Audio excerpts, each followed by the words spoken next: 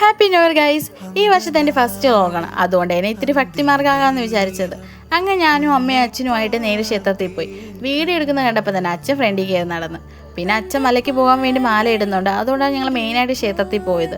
അങ്ങനെ ഞങ്ങൾ ഫസ്റ്റ് ബാലസുബ്രഹ്മണ്യ ക്ഷേത്രത്തിലാണ് പോയത്. അവിടെ നിന്നാണ് അച്ഛൻ മാല ഇടുന്നത്.